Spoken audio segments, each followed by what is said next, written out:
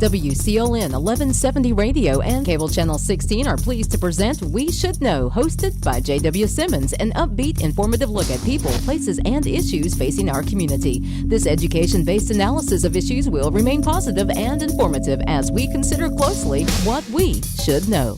Ladies and gentlemen, welcome back. We Should Know is on there. We want to thank you for being with us today. We're coming to you on Star Communications, Cable Channel 16, WCLN Radio. There's a summation in the Sampson weekly newspaper.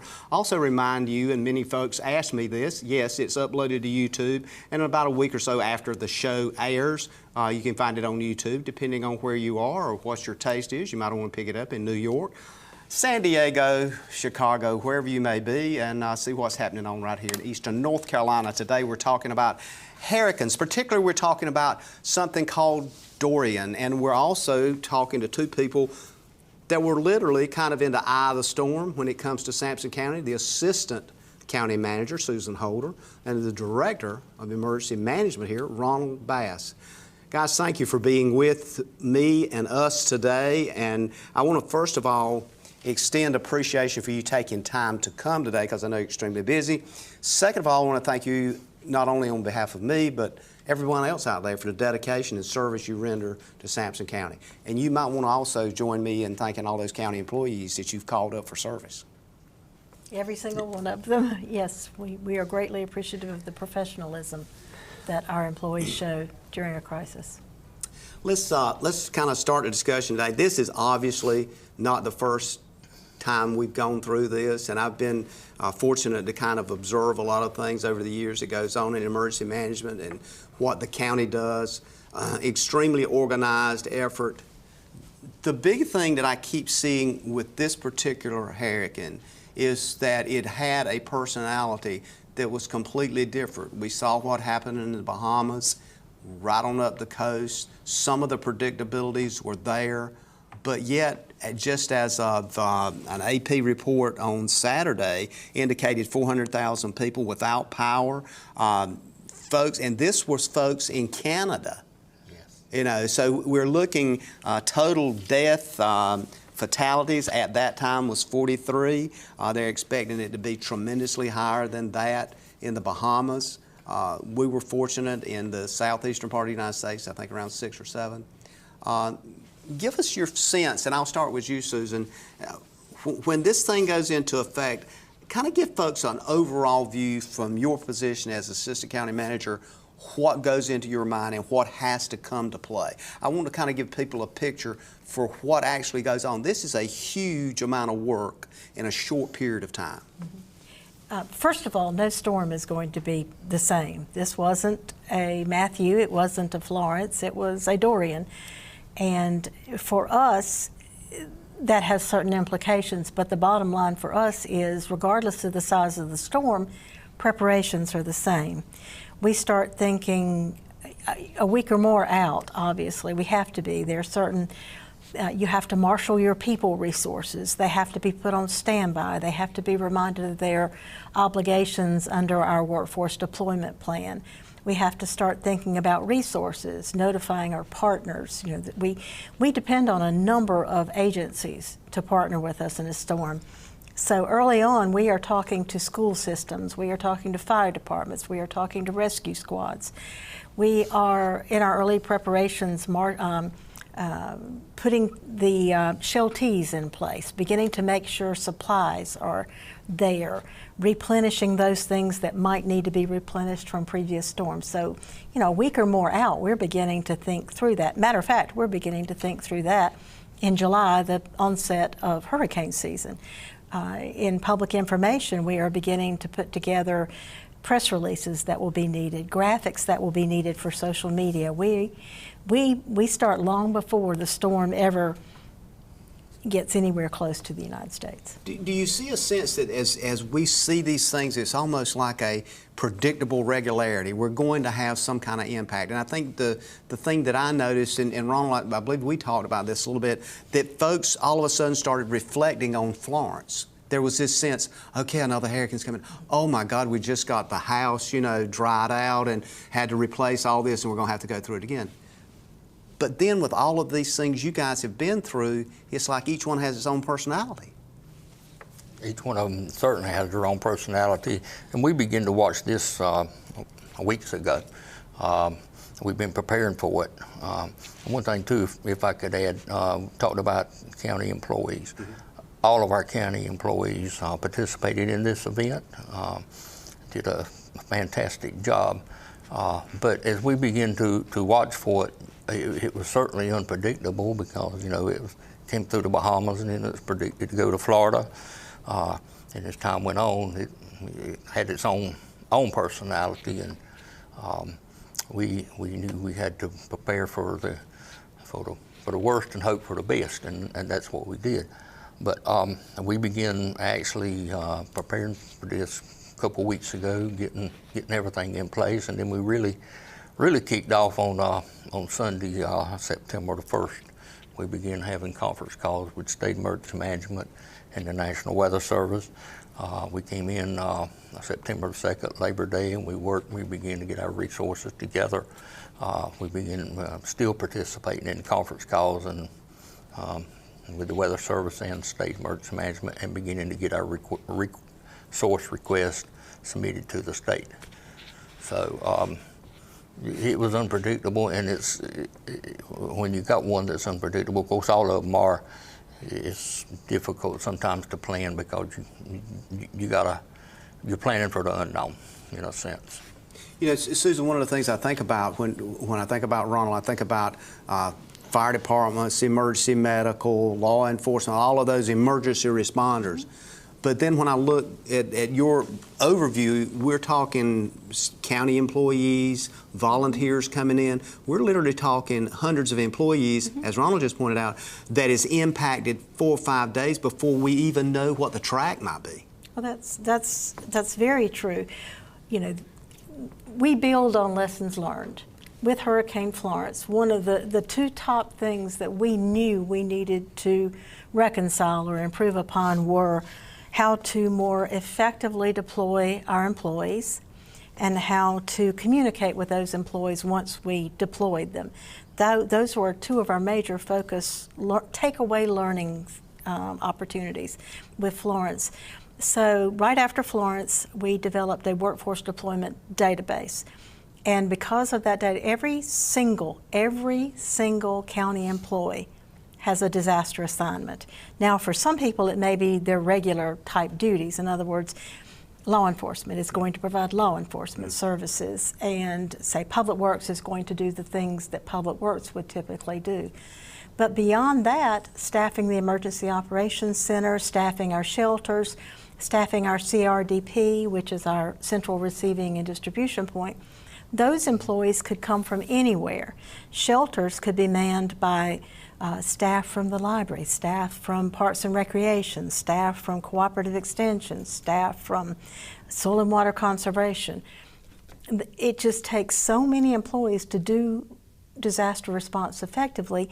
It takes all of us, and it becomes a team effort. So you're right, it isn't just your typical volunteer fire, volunteer rescue, emergency management. And the work in shelters are not just DSS employees. DSS and health are the ones that are most responsible, but we have other employees that have been designated, for instance, shelter chiefs, that may very well come from a whole different profession.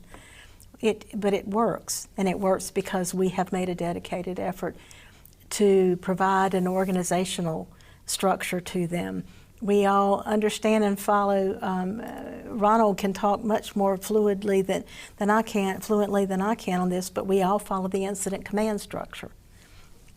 Our employees are trained in that. They have received online training, some classroom training, and we have extended beyond that and done individual trainings with those persons who are going to be, for instance, in a pet shelter. You train them for pet shelter, people who are going to be shelter chiefs, deputy shelter chiefs. You train them specifically for that. We've spent a lot of man hours preparing ourselves to be the best responding entity that we can be. Ronald, when you look at your resources in your charge area, and I'm thinking in terms of fire, emergency medical, those kinds of things.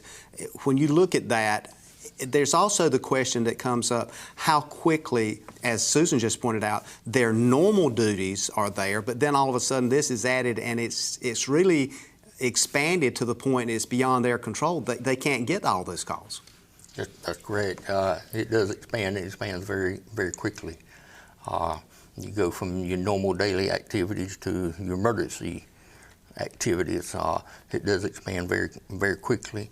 But one thing that's happened several things that's happened since Hurricane Florence. We've written our emergency operation plan. I think the old plan was probably 150 pages. This one is 578 pages. It was adopted by the Board of Commissioners back in March. The great thing about this plan, it has SOG, standing operating guidelines, for each function, each agency. So when you walk into the EOC, it doesn't matter if you're fire, EMS, or a county employee, you know what your task is and you know how to do your task. And we have had countless numbers of training, hours of training with the employees. We probably trained over 400 employees and just on the basic plan, not including the shelter training that has gone into it. So we have spent a great deal of time, and I'm very pleased with the new emergency operation plan. It's a great plan, and it works. This Dawn showed that it worked. It proved that it works. ICS is a great structure, and it makes things smooth, run so much smoother, so much more efficient. But you have to get into the emergency mindset of, hey, I got my regular duties here, but I've also got these other duties over here assigned to me. And if I have an employee that works for me in emergency management, it doesn't necessarily mean that that individual is going to be working for me during the storm. A county employee may be working for a totally different department in a storm. When we come back from this break, I want to kind of talk a bit about what you just opened up, Ronald, that functionability issue, how you function on multiple disciplines during this process. Ladies and gentlemen, stay tuned. We're talking about somewhat of a post-hurricane report. We'll be back in one moment. Experiencing slow internet? If you have a fast internet package, the problem is most likely your wireless router. With more devices using Wi-Fi, your wireless router may not be able to deliver the speed and coverage you need. We now have the leading solution to enhance your internet experience. Using small devices in a mesh network, these Wi-Fi appliances cover just about any size home so that all your devices can operate to their fullest potential. Whole home Wi-Fi from Star Communications. Get the most out of your internet connection. Ladies and gentlemen, welcome back. We Should Know is on there. I want to thank you for being with us today. We're talking about a very timely subject, something that I'm sure you need to know more about, something we all need to know more about, and that's how to deal with natural, what is known as Mother Nature in action, disasters. Hurricanes we're becoming very familiar with, and we have with us today the Assistant County Manager, Susan Holder, and the Director of Emergency Management, Ronald Bass, right here in Sampson County. As we went to break, Ronald, you were talking about some of those kinds of things that occurs. I look at it from my perspective kind of as a multidisciplinary kind of approach. Susan, you've got a pretty broad scope when you look at the county and the departments. You mentioned a few, DSS, Department of Social Services, Public Health. You go down the list and all the things that Ronald's got. Then you've got all these other various sundry departments. The ICS or Instant Command system that both of you have spoke to, that kind of dovetails on the state and federal level as well, doesn't it? So everybody knows the language. Yes. Is that a good way of putting it? That's a very good way of putting it. Everybody knows the language. I don't care if you're in California or if you're in North Carolina, everybody knows the language. And the great thing about the way it was done this time, there's a paper trail for everything. Mm-hmm. If we were declared a disaster and we're asking for FEMA assistance, you got it all in one document here. You just hand them that one document. So back during Florence, we had individuals, teams that came in from other states. We had a group that came in from Santa Clara, California, an overhead team in the EOC. They talked the same language we did. We were all on the same sheet of music. And one thing about the ICS system, you know who's responsible for this section. You don't have to go through a lot of individuals to find out the answer to a question. You know what department to go to. So the ICS, and it works just as well on a daily basis on a small event, a motor vehicle accident, the same way that it does on something the scale of a hurricane. That's the best point about it. It's scalable. Yeah. We actually started our emergency response partially activated, and we could actually, on a normal work day, assign a certain level of employees to emergency management, 8 to 5. But when we had a better idea of the track of the hurricane, we realized on a certain day at 5 o'clock, it would ramp back up to full activation.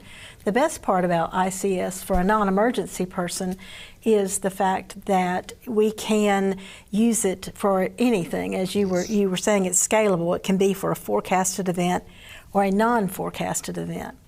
We were to have a tornado touchdown today.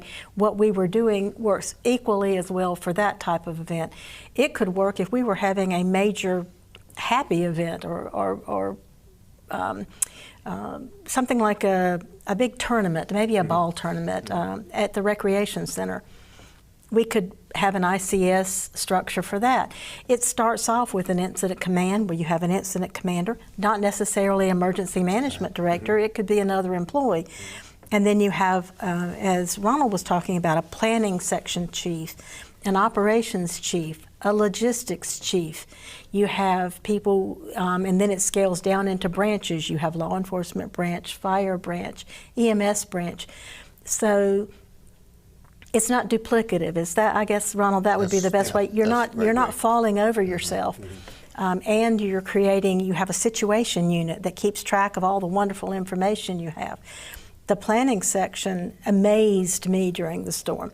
One of their chief duties every day was to actually do an incident action report. During the time you're working this 12 hours, you're planning for what the people in the next 12 hours are going to have to do. So it creates a fluidity of your response. It takes a very complicated thing and puts a structure on it that allows it to work. It's an amazing thing to watch happen. I want to kind of spin back to that employee, because you mentioned this is an expectation of all county employees when something like this happens to participate, involved in some way. And the way I want to approach this is to get folks to understand how fortunate we are to have the employees we've got, because it takes, I mean, I can only imagine, my children obviously are grown, but you got small children, this kind of disaster is occurring, and here they are on the front lines working for the citizens of the county while possibly their mind and their thoughts are with their 2 or 3 year old children or even younger, but yet they're on that front line. That takes a highly qualified, dedicated person. And I've heard so many just unbelievably positive stories about county employees. How do you ever pay that? You can't pay that back enough. Well, I think the bottom line is we have people who are already in the service industry. Yeah. We serve every day. I mean, you have service-minded people anyway. The county manager and I were recently at a county managers conference, and we had a lunch meeting where the assistant city manager from Wilmington and the manager of, I believe it was Beaufort or something, the people who were very impacted by Florence, they recounted stories of working in places with employees, and their employees were on the phone to their spouses, and one of them overheard a spouse saying, well, if you get to the highest part of the house, you should be okay for a few hours. You know, you've got employees who are suffering great loss sometimes in a disaster. So you're right. I don't know how we ever repay our employees for doing that. Obviously, we hope to pay them for the time that is expended in a disaster response, but it's hard to fully pay them back for what they've given of themselves. It takes a little bit of each of us when you're engaged in storm response. It just takes a little bit of your heart. I can't speak for everybody that's engaged in disaster response, but when it's over, you go home and Yes. It is exhausting. It's mentally exhausting for our employees. And then they're back at work the very next. For instance, ready we've to go got back to the routine again. Hundreds of people working today who had to go back to whatever they needed to do this past weekend when we finished sometime midday Friday and go back into their family life. And then today, 8 o'clock, we're back at the normal work, pace. Go ahead, Ron. If I can add to that, JW, no one wants to respond to a disaster. Nobody wants to be involved with a disaster or see damage or anything.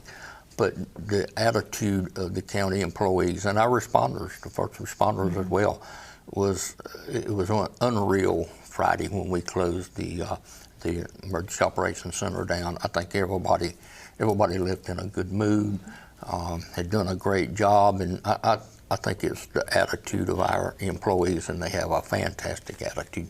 It's almost like a collective sigh of relief when you know that you're closing the command center, when this thing is shutting down, so let's go home. But still, it's on the back of their minds because we're not through with hurricane season yet. Oh, no. We're still in the early stages of it. So all of a sudden, this comes up again and again and again. It's almost a template for needing behavioral health if you want to really know the truth about it, because after a while, it does bear on your sensitivity.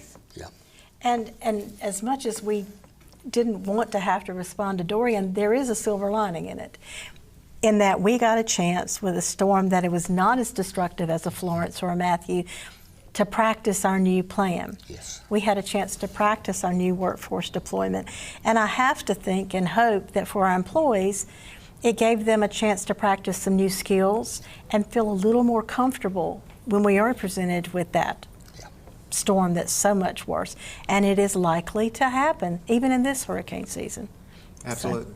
And so in your position, and I noticed that on some of the paperwork, and as I said, I kind of get caught in bits and pieces of it, but I believe I mentioned to you as taking on the designation of Public Information Officer, then you look at what the public can kind of expect and be able to respond to that.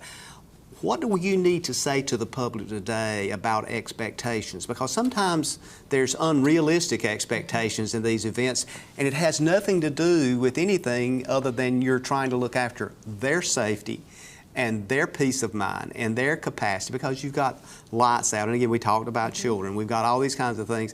And the temperaments of human beings change radically. Well, I think first and foremost, you need to tell citizens they have some responsibility themselves. They have responsibility for having an emergency plan of their own. Mm-hmm. They have a responsibility for preparing their household. They need to realize that we can respond, but we may not be able to respond immediately. There's a litany of things we would love for people to just listen when we say them. A storm like Dorian almost puts everybody at ease too. It wasn't a Matthew, it wasn't a Florence. So, the next time the hurricane comes, it'll be like Dorian. I don't have to worry. We worry a little bit about that. Is that one of the reasons, Ronald, that you almost look at an over-expectation with a hurricane, if it's like, say, well, it's going to be just 80 mile an hour, or it's a Category 1, or all these kinds of things, that you move that scale to be prepared for a Cat 5, if that's what it is? I mean, you're prepared as human beings can be prepared. Yes, sir. We're going to prepare for the worst, for that Cat 5. I don't know that there's any difference in the way we prepare. Just like this one here was certainly not a Florence, but we were proactive and opened up 5 shelters from the very beginning. So we have to treat it as the potential that it could be more than what has been predicted. These are elements, I think, that go and float in and out, and the demand for that. When we come back from break, I want to talk about at least 3, maybe 2 primarily, elements that you mentioned as partners, Susan, that I know you probably want to speak to, and one of those is hospital medical care, and the other is public schools. And of course, nursing homes and rest homes always comes up. Ladies and gentlemen, we'll be back in a moment. We're talking about hurricane preparedness, aftermath, post information. Stay tuned. We'll be back in a moment. You come out to replace a bad sensor, and that adds a 5-year commitment to my contract, and you don't tell me? Here's your sign. Switch to the sign that's keeping homes secure and customers happy all over the area. Security from Star Communications. We pride ourselves on fair pricing and quick, friendly service every time.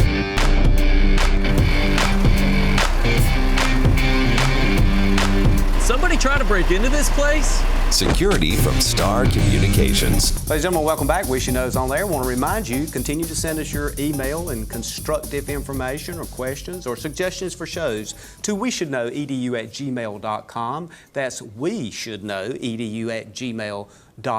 We'd be glad to respond when we get that, and I do appreciate your comments on previous shows we've had.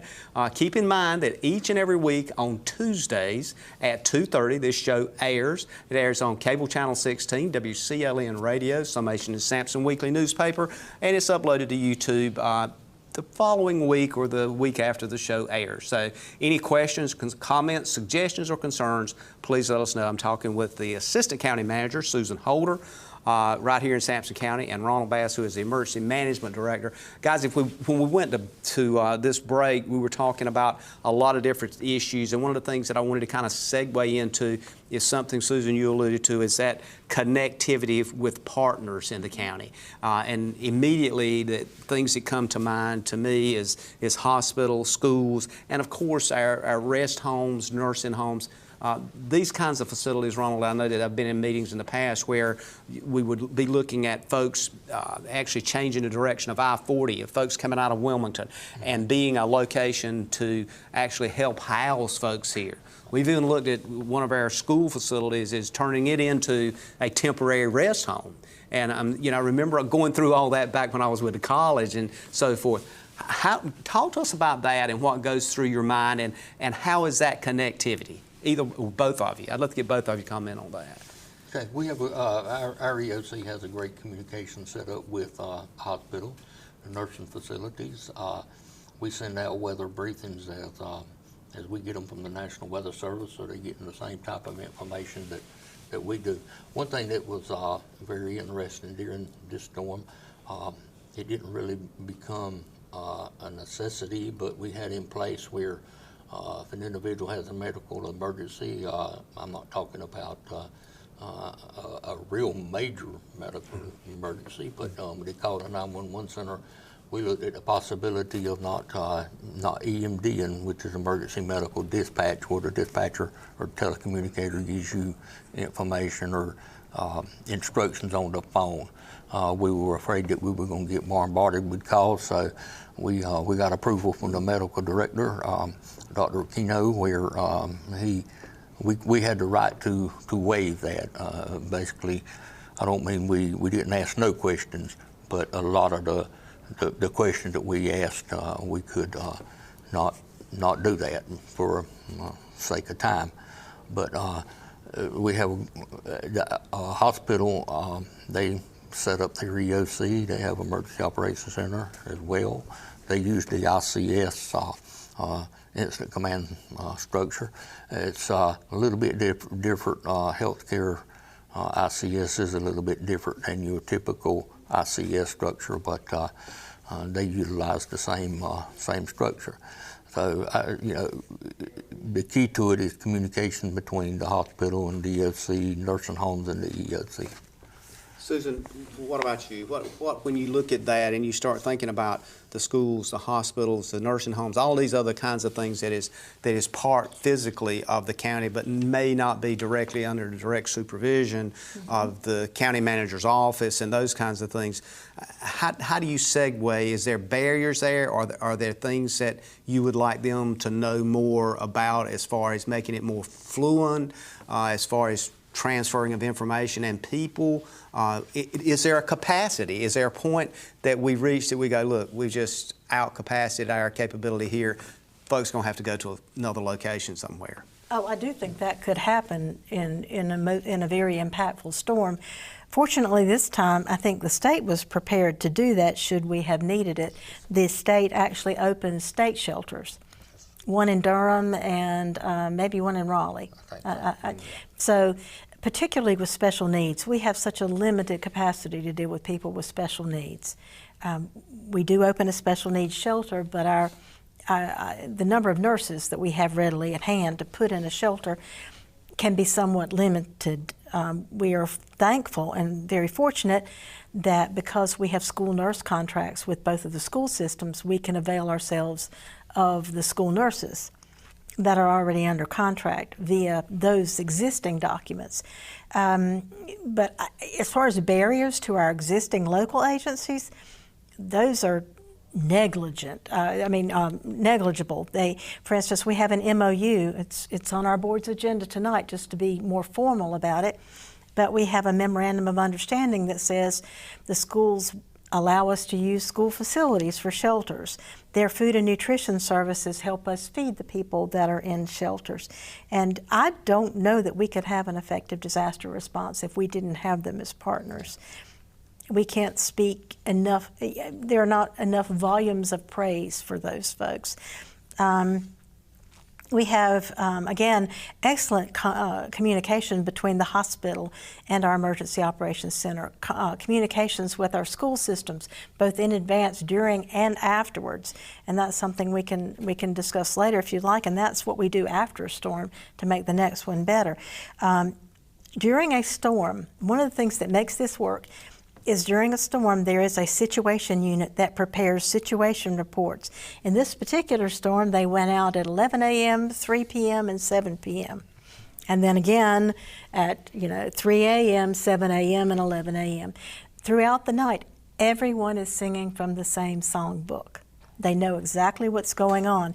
The people who are in our shelters, the school personnel that are working in our shelters, nurses that may or may not have been deployed from somewhere else, everyone understands the challenges that everyone else is facing. That brings those barriers down. So that was, again, one of the two things we wanted to improve upon after Florence, and that's communication. That's why it works with all these agencies. Kudos to the City of Clinton. They have their own Emergency Operations Center, but they chose to also put a liaison in our Emergency Operations Center. So it was seamless, the communication between the City of Clinton and the County of Sampson. Mr. Bass and his staff made a strong effort to make sure the municipalities, we emailed a copy of the situation report to every single one of them. Every time there was one, every municipality got it. Every fire department got it. Every rescue squad got it. And that way we all know that that makes for a team effort, and it makes for a much more effective response. So you're right, partnerships. When we think about municipalities and small towns, you mentioned the City of Clinton, but then we've got, Newton Grove, Garland, Salemburg, Rollsboro, Turkey. What am I missing? Probably Ivanhoe and other places. Are they mutually dependent on the county to deal with disaster relief, or do they have an operational plan themselves as a municipality, as an incorporated municipality, should I say, to operate? Is it two things that operate separately but yet together in certain times? How does that work? I think much of them have their own emergency operation plan, but it is also, they go by the county's emergency operation plan. They have copies of the emergency operation plan. They have signed off on them, so the county's emergency operation plan is the main plan, and everyone else just kind of builds off of it. Municipalities, if they have a request for any commodities or equipment or whatever from the state, they have to go through the EOC. We have a program called Web EOC that is a direct contact with state emergency management, and they follow that procedure. So, but to answer your question, their plan operates under the county's primary plan. One thing I would like to add too, if I could, JW, we're talking about other county partners helping, working together. Also, we have state partners that work great with us. A good example is that in this one, in the event that our 911 center went down, we had it in place with Chatham County, where Chatham County would take our 911 calls. Of course, they wouldn't have all the information, but they would have enough to give it back to our 911 center where those calls could be dispatched. So I think that was great. That's something we had never really tried before. We had done it a couple of times maybe with blading, but we looked at blading as being maybe going to get the same thing from this storm that Sampson did. So we went to the western, a little bit west of us, and that was in place to. Susan, I think it gets back to a lot of what you were talking about in the beginning, this need to have the partnership and the relationship and the expectation understood going in that this is what your role is, this is what you'll be expected to do, not only individually, but as a partner both in and out of the county. Right. Well, structure engenders consistency. But at the same time, the structure as it's currently developed for emergency operations allows flexibility. Again, you talked about every storm having its own personality. The type of structure that we use is one that can be easily molded. It allows us to be flexible, to respond to the actual need. But again, we are consistent in what we do. There's a comfort level with our partners if they know we are going to consistently do this. They can have their emergency operations plan, but know that our plan has them covered. Somebody else that we haven't mentioned, the National Guard. The state sent the National Guard resources here. The high clearance vehicles were particularly helpful with one family's extraction from floodwaters. I would like to thank the folks at Grace Memorial Presbyterian Church as well. They actually allowed us to use their church facilities as a base camp. They were willing to allow our folks who possibly could not go home if the weather conditions prohibited them. You know, we work 12-hour shifts in emergency response, but at the end of a 12-hour shift, employees may not be able to go home. They may not have homes to go to in a particularly bad storm. Roads open to go home. So in advance, we had an arrangement with the church, and they were willing to serve as a base camp. We were so very impressed with they just opened their arms and said, we'll support you. We're coming up on our last segment, so I want to kind of get into some of those operational things, and also I want to maybe get you to speak more to folks about what they can do, things that you might see that would help maybe not clog up the pipe, so to speak, so they understand without calling. So we'll be back. Ladies and gentlemen, we'll be back in a moment. We're talking about the hurricane. We're talking with folks that know a little bit about that. To get the most out of your electronic devices, you need a strong internet connection and a protected home Wi-Fi network. You need high-speed internet from Star. Star has the fastest, most affordable high-speed internet service available for all your devices. We have no long-term contracts or high-pressure sales. Our service speaks for itself, and switching is hassle-free. We take care of everything with free installation from a local company. High-speed internet from Star. Internet at the speed of life. Ladies and gentlemen, welcome back. Thank you for being with us today. Been all about something called Dorian, something that has, I guess, been an impact for us. Each one of these hurricanes that comes to this area, not only in Sampson, but all the counties that listen to this show, is a learning experience for us. And the people that not only learn a lot, but actually put it in place and implement plans is the Assistant County Manager, Susan Holder, and our Director of Emergency Management, Ronald Bass. As we went off air, we were talking about this whole issue of communication and connectivity and those kinds of things. Susan, you mentioned social media. It's changing radically. It almost seems like every 6 months. But over the past, Ronald, we talked about this is about the 8th or 9th hurricane I think I've been through with you as a Director of Emergency Management. But it has evolved so radically. Is there an expectation of folks to hear what you want them to do on that phone? Yes. I think the thing that we are able to tell people so far in advance what to expect. And we use social media to do that. I can't tell you how much easier it is to prepare people for storms now. When we posted the county uses Facebook and Twitter primarily, in addition to our website. Immediately, as soon as we knew hurricane season had started, we started putting out the normal messages. Get your hurricane preparedness kit, your family kit ready. This is where you can watch to get weather updates. The impact, it always amazes me, the impact when people start paying attention to that information. We put a Facebook posting when our shelters open, which of our shelters would be opening. Within an hour, 20,000 people had seen it. Now, when you think of the population being 65, 67,000, the fact that 20,000 people saw that Facebook posting. Now, the 20,000 may not have all been in Sampson County, but we engaged well over 20,000 people with that one posting. Wow. So social media has changed how we get the information out. That's not to say that we aren't partners with our print media, our newspapers here. They play a critical role because they also have social media these days. Even if they can't print a newspaper, they can get the word out.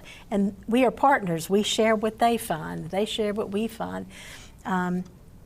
It has changed the way we get information out. It's instantaneous. Now that has another side to it, however. People are expecting to have information immediately. And there are times when we don't have information immediately. For instance, the one thing that comes to mind is road closures. That is a, no pun intended, fluid situation. A road may be open when we post it to social media. 30 minutes later, it's closed. So people have an expectation that all the information is always right. And we're going to do our dead level best to make it right. But there's going to be a delay. Another way to say that is just don't depend on Google Maps. Because you may not be where you think you are doing these kinds of things. And the other thing that we want to impress upon people is, and the message I would like to scream from a rooftop is, don't report a need for fire or rescue, any emergency need via a social media channel. Well, we monitor it, but we monitor it among 50 other things that are going on. Right. And that's, we just need to make people understand that's not how it's used. But it is good for keeping the information out there. And that platform is something that immediately goes into play as well. When you start the whole process, you're looking at doing those posts so folks can go to that Facebook page and expect to see something about it probably several days out, that, whatever's going on. A week out, often a week out. And then you have your more standard information that's always there on our website. I think people forget that we have a very voluminous amount of information on our website. We'll always have preparatory information. I mean, not even hurricane disasters. We'll have information about fire safety and information about more detailed stuff. What the difference in a tornado watch and a warning, or we'll have information about, this is what you do. This is how you use a generator correctly. This is how you use a chainsaw correctly. This is, in the wintertime, how do you go check on your neighbor, because this is what happens when the temperature gets below a certain degree. We try to utilize it to make people prepared for any type of emergency. We talk a lot from July to November about hurricanes, but disaster response is disaster response regardless of what type. Yeah, 365. So you mentioned also, we did it on break, we mentioned the population of folks that we have in this county and surrounding counties, but particularly since we're talking about Sampson right now, that are of a nature that they might have some communication issues as far as language is concerned. And there's, of course, we know a lot of areas that maybe 200 or 300 or ever how many people are there. I see a lot of these folks at Walmart and different places on the weekend.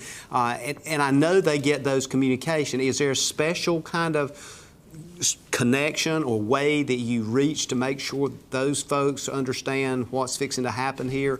Or do they intuitively just know how to take care of that within their own area? I know we've got a radio station, that's a Latino radio station. First of all, I have wonderful staff. And I have a staff member that has taken a great deal of effort to develop a list of contacts. He has identified these are the radio stations that their messages in Spanish. We have a list of people who have been willing to partner with us. We'll send them the emails of these situation reports of our preparatory information, and they will get it out to the Hispanic population. We've identified there are certain merchants that will help us get the word out. That's critical. That is truly critical. There's the non-English speaking population. We've begun to look at ways to interact with people who may have hearing or sight. They're hearing or sight disabled. How do we get information out to those people? It is not a typical use of, say, a website. So we're looking at ways of improving that as well. There's always another way to get information out, and we're always seeking it. But we've made a special concerted effort to get the word out to our non-English speaking populations. Thankfully, a lot of our messaging is both in English and Spanish. A lot of the state's information is now in English and Spanish. A lot of Ready NC, people need to know that website, by the way. It's amazing Ready what's on NC, there. because there's so much information on there, and it's in English and Spanish. So those are some of the things that we're doing, and we know we need to do better. And I think one of the things I hear you saying too is that this whole part of preparation is the county and county employees being prepared, and the region and the state, but at the same time there's a part of it that has got to be an individual decision. As you mentioned, in your own home. Ron, I want you to touch on something called reverse 911, or? It's genetically known as reverse 911, the actual program that we are purchasing, and we're really excited about it. It's called Rave 911. What it is, and it is that, it's reverse 911. We can go in the 911 center, we can call a certain area of the county, the whole county if we need to be. But you know, if you got flooding in one section, we're expecting flooding, we can map it out and call the area and say, hey, you got possible flooding coming your way. My understanding is already on our landline phone. It's not in service yet. I'm hoping it's going to be within the next 60 days. But what will happen once it is activated, and we're going to have to, Miss Susan will do an excellent job of getting it out on the website for people, to encourage people to go and sign up with their cell phones. So they physically got to go up and punch their number. You'll have to sign up for cell phones. Not for their landlines. But not landline. For landline, it's going to automatically. The cell phones be critically important because that's basically what folks are using now. That's basically what everyone has now, a cell phone. So it's going to be important that they go on and register, sign up. And there's all kind of questions on there. You know, is there a handicapped individual in this home? Is there individual in a wheelchair in this home? And we will have that information accessible to us. And like I said, the good thing about it is you can do it countywide. You can send out an announcement countywide, or you can take a small section. If you have to evacuate from a mile from a hazmat incident or whatever, you can outline it on a map and send out that message. So we're really excited about that. That's very For cool. instance, in this particular storm, we did a voluntary evacuation of Franklin Township and the areas, basically Clear Run. Is that correct? Clear Run, yes. Had that needed to have been made mandatory, and had the Rave 911 system been in effect, they would punch the right buttons, and every household, every subscriber within that territory would have received a telephone call, regardless day, night, whatever. It's now become mandatory that you leave. You need to leave as soon as possible. Here's where your transportation can be accessed.